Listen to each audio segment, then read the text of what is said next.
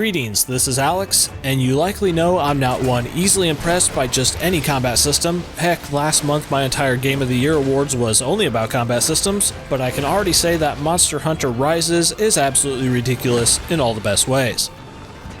Although sure, it's early, still at this point in time, I surprisingly easily prefer this over Monster Hunter World's combat, which I'll be explaining why, and no, it's not just because Rise is the new hot thing. I'll also be giving Rise's combat system an overall numbered review score towards the end of this, just for the fun of it, if you truly want my non-official official verdict.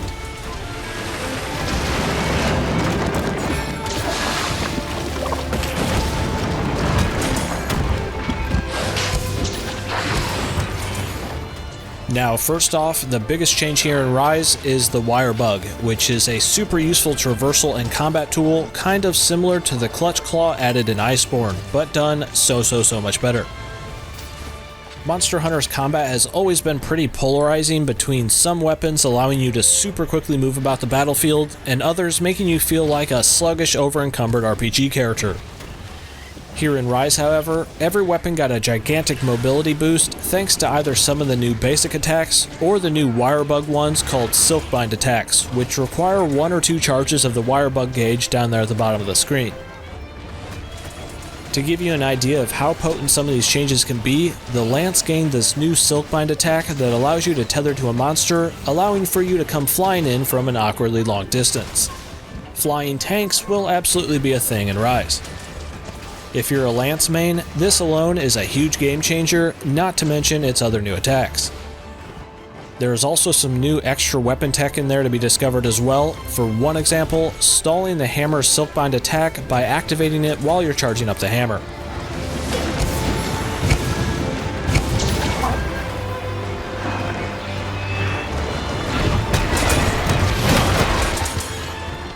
Again, comparing the Wirebug tool directly to Iceborne's Clutch Claw, I very rarely ever wanted to sheath my weapon to use some of the Clutch Claw's special attacks, like latching onto monsters to inflict weak spots, because I felt like it somewhat bogged down the flow and took away from the standard core combat mechanics.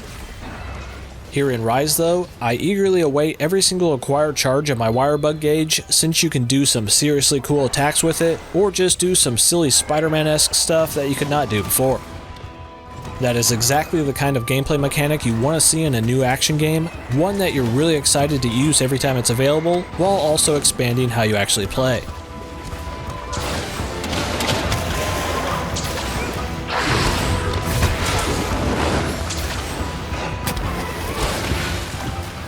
Another big addition to Rise is Wyvern Riding, which allows you to cowboy onto a monster to commandeer it, Kratos style, which is absolutely ridiculous, but definitely fun to do. When you're lassoed onto a monster, you have a few main ways to attack it or other monsters if they're in proximity. This might make for an entirely new meta where it may be perfectly viable for someone on your team to go branch off to seek out another monster just to use them against your primary target.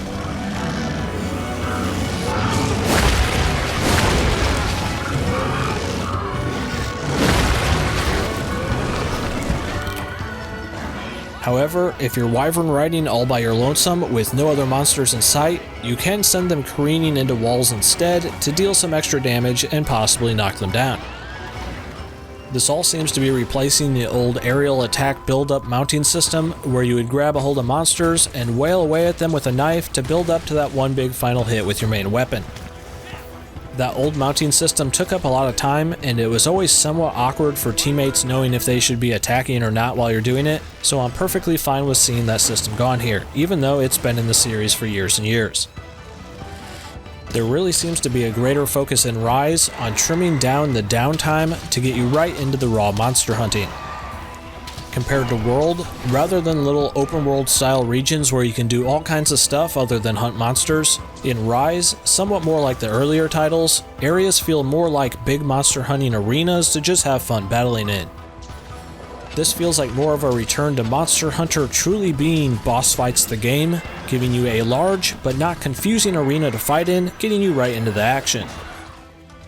There's less stuff all around constantly begging you to pick it up, no scout flag goo to obsessively collect, But new here to Rise is acquiring temporary stat improvements from endemic life forms, which are essentially glowing color-coded buff orbs you run through or grab. These are really easy to collect, not requiring you to stop and gather them, and this is all made even easier thanks to your new doggo mount.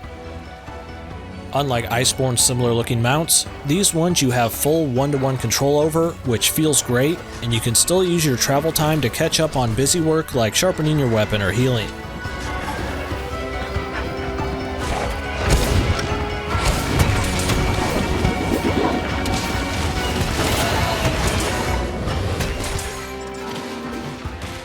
Now, if I were tasked with reviewing the state of Monster Hunter Rise's combat early, right now, I would peg it at a super solid 9.5 out of 10. Just being perfectly blunt, I love this combat system and wanted to make this entire video just to gush about it. I am incredibly impressed with the new changes and just new fun stuff you can do in here, way more than I even expected. There is room for some small tweaks. For example, I really liked how the damage numbers looked and functioned in World, but the size they are here in Rise, along with all the extra flashy visual effects, does just flat out make it super hard to see at times. You can turn the damage numbers off, but again, I would prefer having them on. Also, the combat while Wyvern Riding can feel somewhat stiff and awkward at times, and I think movement should just normally be on the left stick instead of having to hold R just to move. That's kinda weird. Other than that, Rise is definitely on the right track, and this just shot all the way up to the very top of my list of eagerly anticipated 2021 releases. Monster Hunter World and Iceborne were great, but in the long run, I did wish some things were a little different, and Rise seems to be giving hunters like me exactly what they want.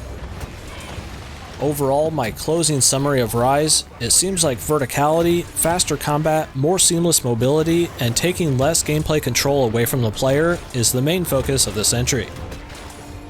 Now, the real big question, do you like the changes they did here, or will you be sticking with World or awaiting its sequel? I realize the systems you actually own might be deciding for you, but still, make sure to let your opinion be heard, because I will be perusing what you all have to say in the comments.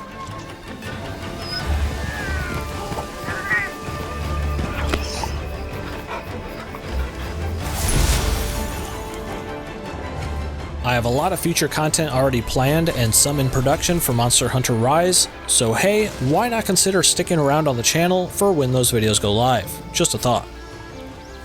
As always, this has been your Palico Alex. That actually sounded kinda lame. Just Alex, and I'll be seeing you in the next upload.